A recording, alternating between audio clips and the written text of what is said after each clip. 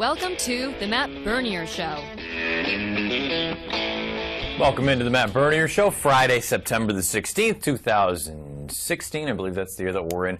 I'm Matt Bernier. You can follow me on Twitter at Bernier_Matt. We're coming to you from the Daily Racing Form Studios, as all of our other videos, most of them anyway, come from throughout the week. You can find all these on video.drf.com. If you're watching live, the show on live.drf.com, good on you. If you pick it up podcast version, YouTube, SoundCloud, DRF.com, iTunes, all sorts of different ways for you to find the show. This week we're presented, as you can see, by this upper right-hand corner, or upper left, however you're watching it. Don't know, again, my peripherals are all off. But Woodbine. Big racing up at Woodbine on Saturday afternoon. It's Woodbine Mile Day. You've got all sorts of graded stakes action. You've got the Grade 3 Ontario Derby. You've got the Grade 2 Canadian. You've got the Grade 1 Northern Dancer, as well as the highlight, the Grade 1 Woodbine Mile with Tepin involved. And, you know, that's a fantastic race. We've got the race of the day preview up, myself and Dan Ullman already, but I'm not going to go into it because it's not really a great betting race. We'll go over some races later on. But let's start off at the top. You know, we're through with Del Mar and Saratoga. We talked about it a little bit last week. Now all eyes are on the Breeders' Cup and trying to kind of jockey for position and figure out where certain horses belong and where they don't. So I figured at the top, let's just start off with the Classic. We gave you the top 5 here, and over the next few weeks, we'll just try to go through some different divisions, give you some different looks. We'll have some new videos coming up shortly on video.drf.com over the next handful of weeks, kind of profiling these divisions, each one of them individually. Let's start off with the big one, though, the Classic. I want to go back to July the 1st. I was sitting in LaGuardia's sort of food area, and I threw this tweet up. This was after the show on a Friday, and this is what I thought at the time the top 5 for the Breeders' Cup Classic looked like, in my estimation. Beholder was first, California Chrome second, Melatonin third, Frosted, and then kind of an oddball in Shaman and Ghost. Well, here we are 2.5 months later, and it's time to kind of reassess things and see where they all stand. I no longer have Beholder in the list anywhere simply because it sounds like all signs are pointing toward her running against the girls in the Distaff. We'll talk about that after we get back from the first break. But on top, you can't deny California Chrome. There's nothing that he's done wrong. He's been visually fantastic in all of his races. And I can't stress enough, the top 5, it's not necessarily who I'm picking to win or anything like that, or I'm going to bet. It's just right now, basically power ranking, who I think is the best, who I think is second best, and so on and so forth. Doesn't mean from an odds standpoint that these are the horses that I'm looking to bet as far as the Breeders' Cup Classic or any of these other divisions is concerned. 2 is Arrogate, and I think you've got to look at Arrogate and say he's the wild card in this entire thing. Simply because that 122 Beyer speed figure, if that's actually accurate and that's what he is, he's going to win. I mean, he's just faster than everyone else. California Chrome's career best number, I believe, is a 113 at this point in his career. And that's a good number. Don't get me wrong. It's not saying that he can't win. But if Arrogate is actually a 120-plus kind of horse, which still, remains to be seen. He's going to need to back it up here in a few weeks in the Breeders' Cup. If that's what he is, he's going to win. Simply put, there's no one that can run with him at that kind of a number. I'm a little bit skeptical at this point. Doesn't mean I won't pick him. Doesn't mean I won't bet on him, depending on the price. But I have Arrogate listed as number 2 as far as the Breeders' Cup Classic top 5 is concerned. Number 3 is a bit of a forgotten horse, I think, and I've left him up there. He hasn't moved from my list. Let's take a look at the PPs of Melatonin, if we could. Melatonin is back on the workout tab. He's registered a couple of works recently. September the 6th, 3/8. September the 12th, back to a half mile, 48 and 2. This is a horse, again, if you're watching on DRF Live, you can see it, and if you're watching on YouTube, you can do so. We're just taking a look. I mean, this is a horse ever since David Hoffman sent him 2 turns. He's been a different animal. He's proven at 1.25 miles. He's proven on the lead. He's proven just off the lead. He's proven that he can run big races at Santa Anita. There's a lot of things to like, and I feel like he's just kind of the forgotten horse because we haven't seen him at all over the course of this summer. I think if he comes back right, and you would imagine there'll be a prep in the Awesome again, and then the Breeders' Cup Classic would more likely than not be, obviously, the culmination of his year. I feel people are going to look at the Awesome again, and who knows who's going to show up, but it sounds like California Chrome will be showing up, and it sounds like Melatonin and a couple other big names. And I'm sure California Chrome will win that race because there's a big $1 million bonus out there for he and the connections. Melatonin, as long as he runs a good race, I don't see any reason why he can't possibly be an interesting upsetter or an interesting sort of value play in the Breeders' Cup Classic again, if all things continue and he comes back as good as he was when we lost some. The 4 for me, number 4, is Shaman Ghost. Shaman Ghost was a horse I liked prior to the Suburban. That was before I threw up that video there, or the tweet rather, back on July the 1st. And he came back in the Suburban and bombed. And I said, all right, well, maybe he's not quite this good, but you had to keep in mind, he was on the worst part of the track throughout. And okay, the 1.25 miles, I don't think that's going to be an issue for him, but I really think it was just a circumstance situation where the race was run like a turf race, and he was in close, but he was on the worst part.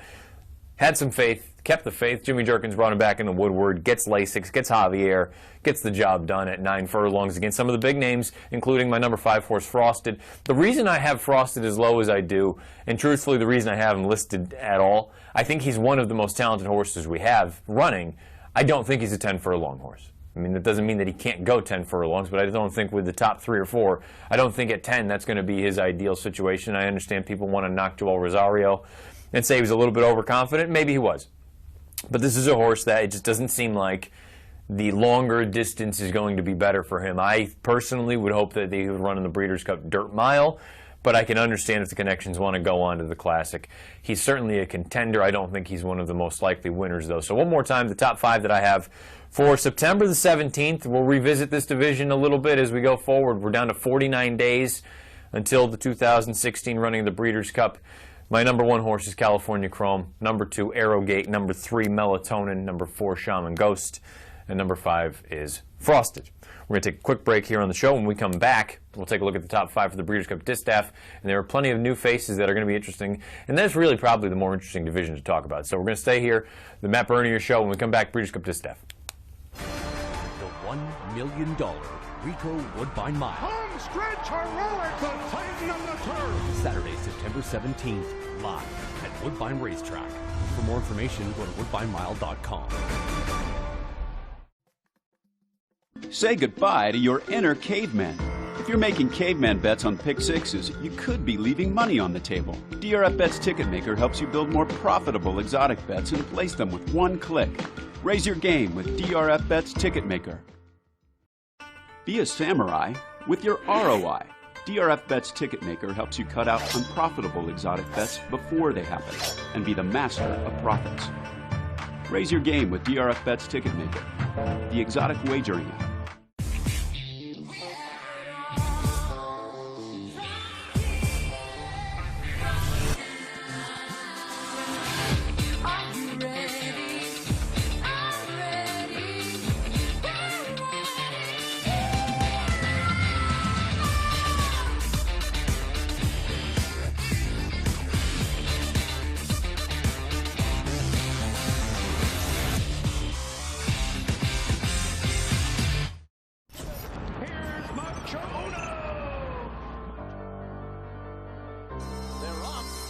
Breeders' Cup Classic.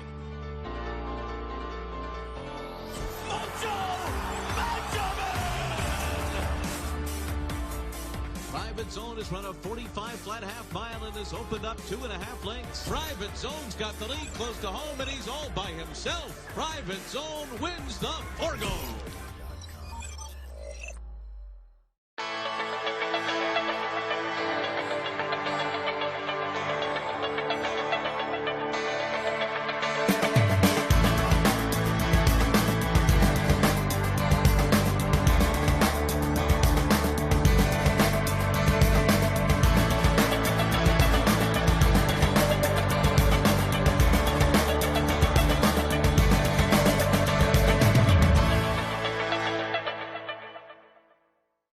Does your online wagering platform want you to win? If they did, wouldn't they help you win? At DRF Bets, we're all about raising your game. That's 12:08 East Coast, 9:08 West Coast, the Matt Bernier Show on DRF Live, sponsored by our friends up at Woodbine. Huge day of racing. Tomorrow afternoon's Woodbine Mile Day, all sorts of graded stakes action. We've got a great deal for you. You get free PPs for the Woodbine card if you buy PPs for any other track.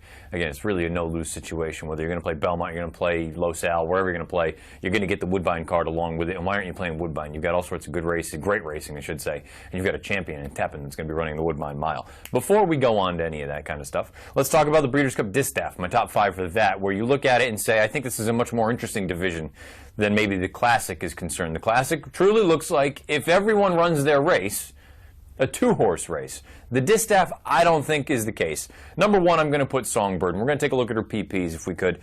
Look, she's 10 for 10. She's perfect. She's never done anything wrong.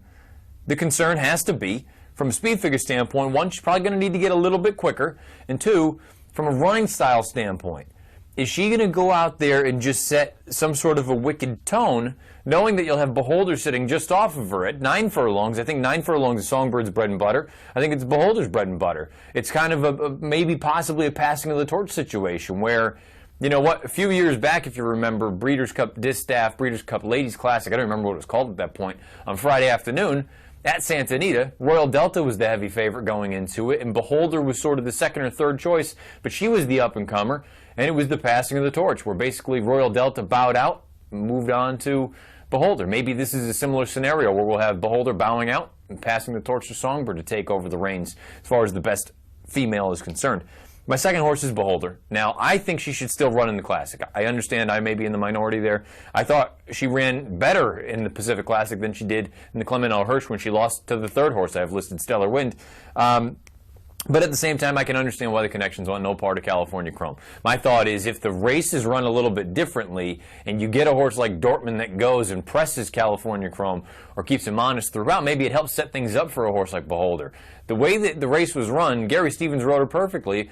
You're not going to duel yourself into the ground trying to run him down. Settle for second in $1 million race. You're going to take home a bunch of money. It's not going to hurt her legacy. I think I would run her in the Classic, but I can understand why the connections are thinking Distaff. But guess what? The Distaff may be even actually more difficult, which sounds crazy to say. Third is Stellar Wind on the heels of that victory against Beholder. She was only a nose beaten from the Distaff last year at Keeneland. John Sadler's done a fantastic job with her. I think she's got to be viewed as a legitimate contender. The four-horse, or my four-horse, my number 4 anyway, I think is the most interesting horse in this entire lot, and that's Cavorting. Cavorting's a horse here on the East Coast. For the longest time, I thought she was just a very good sprinter. You see, she went off favored in the Breeders' Cup Filly Mare Sprint last year as a 3-year-old. Kieran McLaughlin got her out here this year. She ran the Ruffian so well, and I didn't know what to expect because I thought her Distaff at Aqueduct was pretty poor. Comes back, runs a giant race. Then in the Phipps, that was really the test. Can she go any farther than a mile? Really dispelled that pretty quickly. Then up at Saratoga, the question became 2 turns, 1 1/8. Dispelled that pretty quickly against a really, really solid field Carolina. Forever Unbridled, I'm a Chatterbox. Cavorting, I wouldn't fault anyone for making Cavorting the horse to beat in this division, just on the basis of her resume. She's done very little wrong. She's 8 of 13 lifetime. You see she's got over $2 million in earnings. And she's got a beautiful running style where she doesn't have to be that close to the pace. If Songbird goes, if Beholder sits just off, Stellar Wind, maybe she's even a little bit closer. Cavorting, look, shipping across country is no easy feat, and running at Santa Anita for a horse that's going to come from a little bit off the pace, certainly not the easiest of things to do. But why can't a horse like Cavorting, who, if all 3 of the big girls show up, Stellar Wind, Beholder, Songbird, just on sheer math, Cavorting can't help but be 5-1. That's a very interesting proposition, particularly if you're playing in a contest like the Breeders' Cup Betting Challenge, whether you're on site or you're playing, you know, in one of the other sort of satellite venues.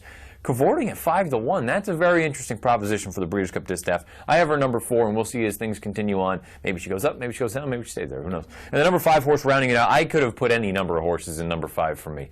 Terrace Tango is a very interesting horse for Hollendorfer, and there's a part of me that almost wonders if they're going to probably go to the Filly Mare Sprint with her rather than try to go the 9 furlongs. Just looking at the entire division as a whole, this race is going to be certainly much more difficult. She's always reminded me a little bit of Opportunity, one of my favorites, where she's just kind of a grinder. She's not going to blow you away with anything. But the way that she ran in that sprint race down at Del Mar over the summer, off of the long layoff, she's already proven going 2 turns. I think she was actually better in that instance, and that's a division I think is very, very topsy-turvy up in the air. I think it would be interesting to see if Terrace Tango goes in the Filly Mare Sprint, she's a major player. If she goes in the Distaff, I think she's probably best used underneath. I don't know if she can beat this cast, but look, who am I to question Hollendorfer? He knows what he's got. And again, I said that was kind of a 5 spot was wide open. I could have gone with Catherine Sophia. I could have gone with any number, Forever Unbridled, Carolina, I'm a Chatterbox. I mean, it's a supremely deep division, the Distaff. I think the top 3 are the 3 to beat. I shouldn't say the top 4. The top 4 have kind of solidified themselves as the top 4 and the 4 that you need to deal with. But this is a fantastic race, fantastic division. Hopefully they all get through their local preps, whether they're in Southern California or they're in Kentucky or they're in New York, and they move on sound, healthy, and happy to the Breeders' Cup on Friday out at Santa Anita Park at the beginning of November. Breeders' Cup top 5's out of the way for this week. We'll dive into some more next weekend. Let's take a break. When we come back, we'll go back and review some of the handicapping races from last weekend, and we'll give you a preview of 3 coming this weekend. 2 of them are 2-year-old races at Churchill. 1 of them on that fantastic card up north of the border by our sponsors at Woodbine. Stay with us, the Matt Bernier Show. The $1 million Rico Woodbine Mile. Home stretch heroic, the Titan of the Turf. Saturday, September 17th, live at Woodbine Racetrack. For more information, go to woodbinemile.com. Say goodbye to your inner caveman. If you're making caveman bets on pick sixes, you could be leaving money on the table. DRF Bets Ticketmaker helps you build more profitable exotic bets and place them with one click. Raise your game with DRF Bets Ticketmaker. Be a samurai with your ROI. DRF Bets Ticketmaker helps you cut out unprofitable exotic bets before they happen and be the master of profits. Raise your game with DRF Bets Ticketmaker, the exotic wagering app.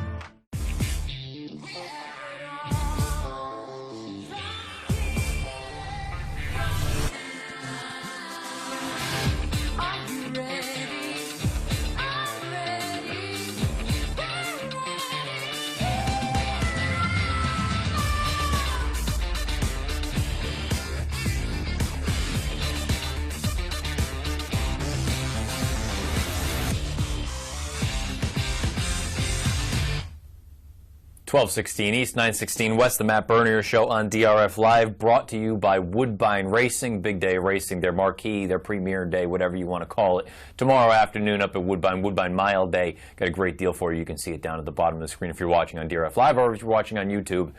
Get involved. Why? Look at all those different fantastic sort of guaranteed wagers. $100,000 late pick 5, early pick 5, $50,000, late pick 4, $250, early pick 4, $150. And keep in mind, those are all 20-cent base increments up in Canada. So obviously get down with our friends up north of the border at Woodbine. Speaking of north of the border, if you're new to the show, we always do a handicapping review and preview. There's always going to be races that I go over on the show every Friday, for better or for worse, and I say it time and time again. We'll go back. If it's good, I'll toot my own horn. If it's bad, I'll say I was terrible, I sucked. Well, guess what? Last weekend, not very good. Let's start with the British Columbia Derby up at Hastings Racecourse. This is a scenario where Opportunistic looked like he was clearly the most likely winner on paper. I thought a live long shot was Mighty Mesa because I didn't think there was a lot of speed signed on in the race. And ultimately, there wasn't a lot of speed signed on in the race. I just happened to pick the wrong horse to make the front. Let's take him from the top of the lane. Sorry About Nothing leads it by 2.5. Crazy Prophet up on the outside, followed by Moon King, and stands in command. But Sorry About Nothing goes all the way, wins the BC Derby. Crazy Prophet. Now, I need to clarify. When I say there wasn't a lot of pace signed on, you saw the fractions, 46 in a piece for a half mile. There was an honest pace. It was uncontested. Sorry About Nothing went out there. And again, he was a horse that had a huge price tag. They'd always thought that he was going to be one of those. It could be something. Ultimately, he got it done right there, the Grade 3 British Columbia Derby. My horse is Opportunistic, 4th at 6-5. I thought he was the most likely winner. My live long shot, Mighty Mesa, 8th at 36-1. Really, really poor job on my part taking care of the 3-turn British Columbia Derby. Maybe things would have been better in the One Dreamer earlier in the day at Kentucky Downs. They had some weather issues. I thought going into it, a vulnerable favorite was annulment. But I thought you had to use your, particularly if you were playing any of the guaranteed wagers. We talked about the late pick 4. They had a pick 5 carryover that day. And I thought a live long shot, the horse I picked, the horse I bet, was Fleet Birdie from the top of the lane, John Lees. And coming for the long stretch drive of the One Dreamer, Entre Shah now getting serious. And she makes her bid here on the outside to confront America Mon Ami. Between horses there, Lotso Lex is also running gamely. And here's a big late bid from Complete Saint extreme outside. And No Fault of Mine continues with her charge. No Fault of Mine coming at Lotso Lex, who still leads. Lotso Lex had a second win. She had a burst. It's Lotso Lex in Channing Hill. They can't beat Lotso Lex. And she wins the One Dreamer by just over a length. No Fault of Mine was a decent second. Annulment, you know, I pegged her as a vulnerable favorite. She was the favorite on the morning line. She went off at 6-1. She was terrible. She finished 8th. So, I mean, in a way, I suppose that's a win, but I'm not in the business of taking small victories. For me, that was just a poor showing. I thought the ride on Fleet Birdie, I thought she ran well, all things considered. She didn't go off as much of a long shot. She took some money. She went off at 6-1, and she ran 3rd. I thought the ride that she got was a little bit peculiar. And also, when you just look at the way the races at Kentucky Downs played out, it seemed like you needed to be pretty darn close. It made it very difficult for the horses toward the rear trying to make up any sort of ground. I don't know if that's a common thing at Kentucky Downs. Again, it's that odd configuration, that European turf style. But it seemed like you needed to be close to the pace to have much of a chance. So, all things considered, those 2 races for me last week, I should say, I'm going to chalk them up and say, you know what? We're turning the page. I was terrible. Let's move on. We've got 3 races coming up for you this weekend. Let's start off with the 2-year-olds. The Iroquois, it's for the boys down at Churchill Downs, a mile and 16th. Again, if you're new to this show, this board that we're about to show you with the entries, again, if you're watching on DRF Live or on YouTube, and I can try and voice this out for you, my odds are to the right. Not the morning line, not anyone else's. This is what I think is fair value on these horses. I think there is a horse in here. I was talking to my girlfriend on GChat as we're here in the office, and I said, you know what, this is the first horse that I've actually gotten a little excited about, as far as maybe even thinking big picture, thinking maybe Derby. And I said, yeah, Derby. I think you can make the case that the 8, not this time, not only is he the favorite, or should he be the favorite in this race, I think he's the most likely winner. I think you can make the case, if he does what I think he's supposed to do, I think he could be the favorite for the Breeders' Cup Juvenile for Dale Romans. This is a horse, took a ton of money in his debut, ran up the track, wasn't very good. Second time out, Roman stretches him out to that sort of, I believe Mike Watchmaker coined it, a 1 3/4 turn race at Ellis Park at a mile. He went out there and was fantastic.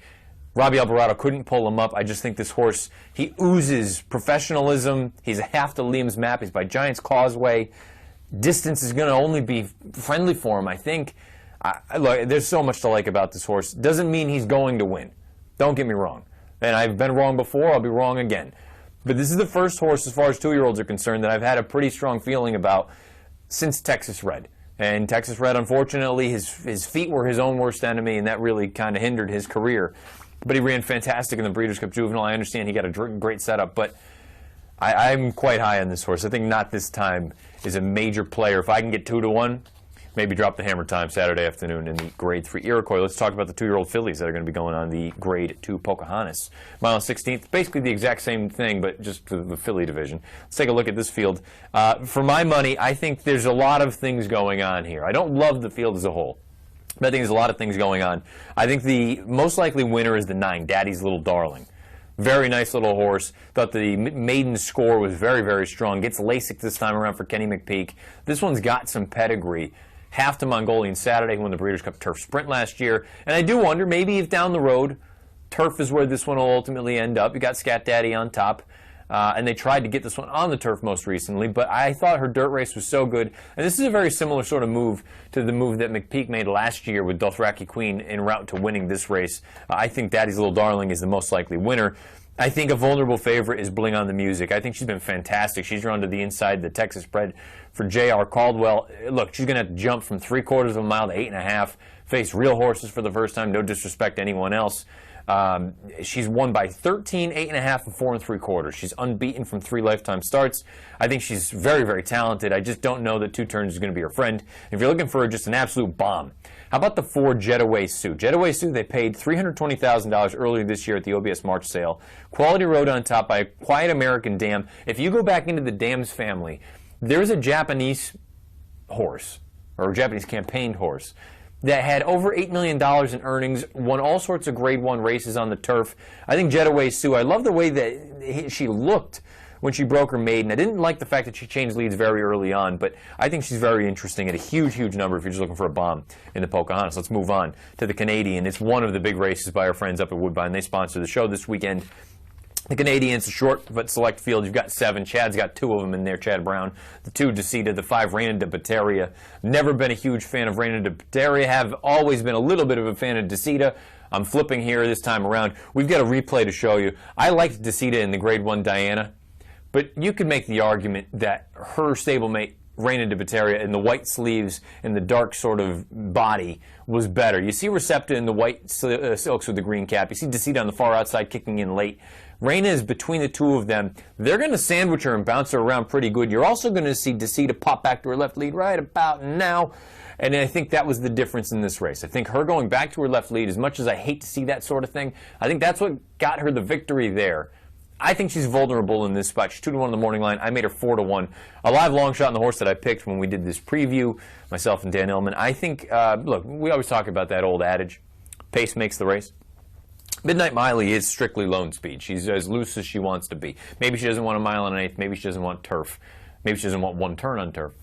Midnight Miley, you get Flavian Pratt aboard. I understand Hernandez goes elsewhere, but I'm going to take a shot with Midnight Miley. I think she should be 6-1 just based on the fact that she is loose as she wants on the front end. I think she's an interesting long shot. She'll be much higher than 6-1 come post time. So for me, a vulnerable favorite is the 2 Decida. I prefer of the 2 Chads, Reina de Bateria, but a live long shot in the horse I picked is the 6 Midnight Miley.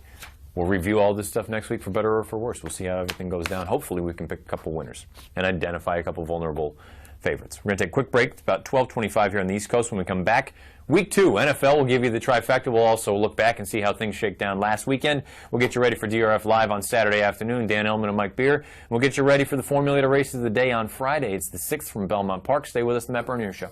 The $1 million Rico Woodbine Mile. Home stretch heroic, the Titan of the Turf. Saturday, September 17th, live at Woodbine Racetrack.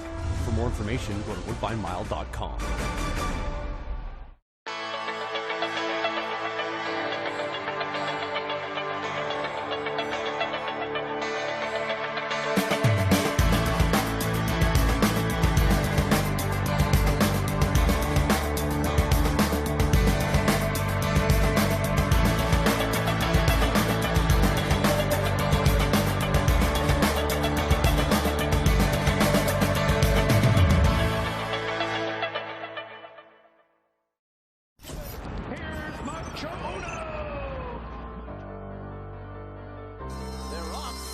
Breeders' Cup Classic.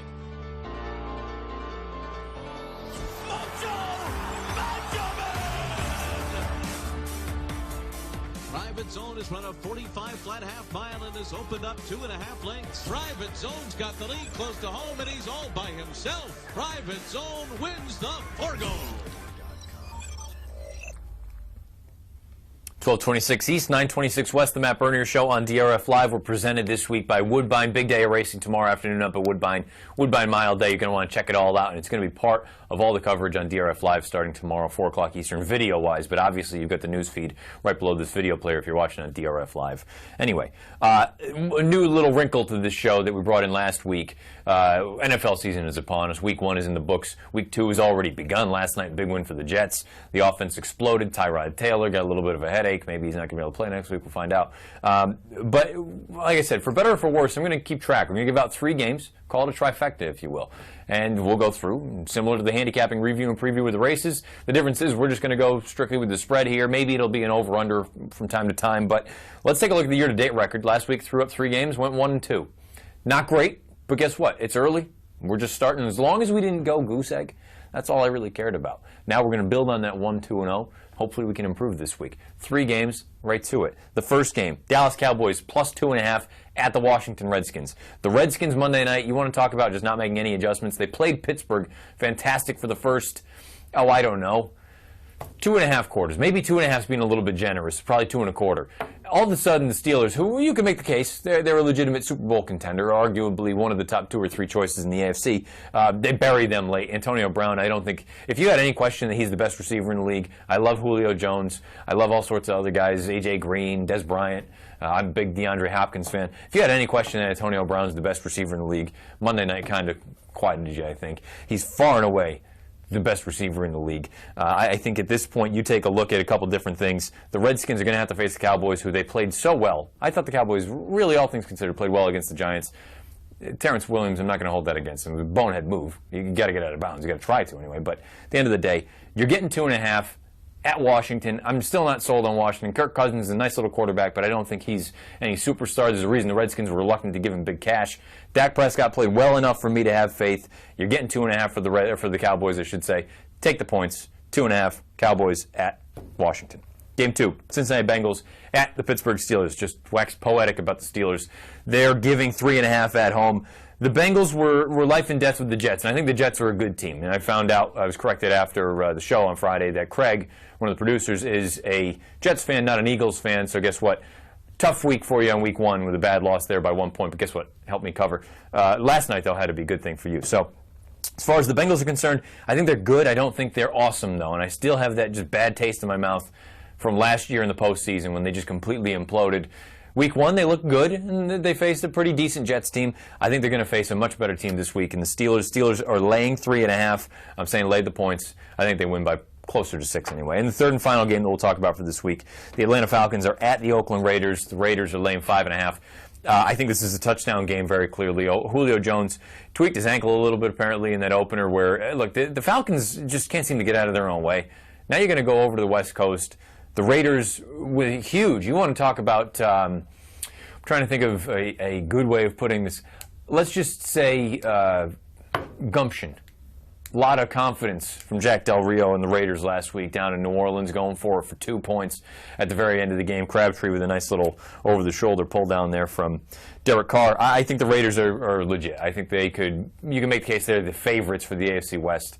I love everything about them. I'm a huge Latavius Murray fan. I think 5.5, and again, depends where you're looking. If you got a guy, if you use a site, or if you play with your friends, just heads up. If you're in some sort of a pick'em pool, I think that number is starting to go a little bit north, closer to 6. I took all these lines from Thursday afternoon, and I'm sticking to them. Those are the ones I'm going by with this show. Lay the 5.5 with the Raiders. I think they win by a touchdown. So I'm giving you Cowboys plus 2.5, Steelers minus 3.5, Raiders minus 5.5. For week 2, your NFL trifecta of picks. Tomorrow, DRF Live, 4 o'clock Eastern. Dan Illman, Mike Beer. I won't be here. I'm going to a wedding. But the boys will bring you through a fantastic day of racing. Obviously, we're presented by Woodbine here this weekend, and you can see we're heavy on Woodbine tomorrow. We got a lot of good stuff going on. The Grade 2 Canadian, the Grade 1 Northern Dancer, the Grade 1 Woodbine Mile. Earlier on in the day, you're going to have the Grade 3 Ontario Derby for the 3-year-olds. But you see all the other good racing. Graded Stakes from Belmont Park. You've got a couple of Graded Stakes with the 2-year-olds down at Churchill Downs, opening weekend at Churchill. A lot of good things going on here. DRF Live, 4 o'clock Eastern tomorrow afternoon. Dan Illman, Mike Beer. Again, want to thank our friends up at Woodbine for presenting the show this week, the Matt Bernier Show. Again, the deal, you can see it right there. Any other card that you buy, Belmont, Gulfstream, Laurel, you name it, whatever you buy, you get the Woodbine card for free. Take advantage of all the guaranteed pools. Again, 20-cent base bets for all those, and you're going to have fantastic racing. It's the best of both worlds. Big pools, big fields, great horses. Fantastic. Obviously culminating in Tepin tomorrow afternoon. We'll see how she shakes down. If you watched here on DRF Live, thank you for doing so. If you check this thing out as far as podcast version or YouTube is concerned, YouTube, SoundCloud, DRF.com, iTunes are the ways to find the show. We'll be back. We do this thing every Friday starting at noon. Occasionally there'll be some travel issues, so maybe it'll be on a Thursday, maybe it'll be an hour, maybe it'll be less. We'll have some guests occasionally, but thank you for watching, giving us about a half hour of this week. We'll get you ready, as we always do on Friday afternoon, with the Friday Formulator Race of the Day. I'm checking out. It's the Matt Bernier Show. Thanks for watching. Here's the Formulator Race of the Day for Friday. It's the 6th at Belmont Park.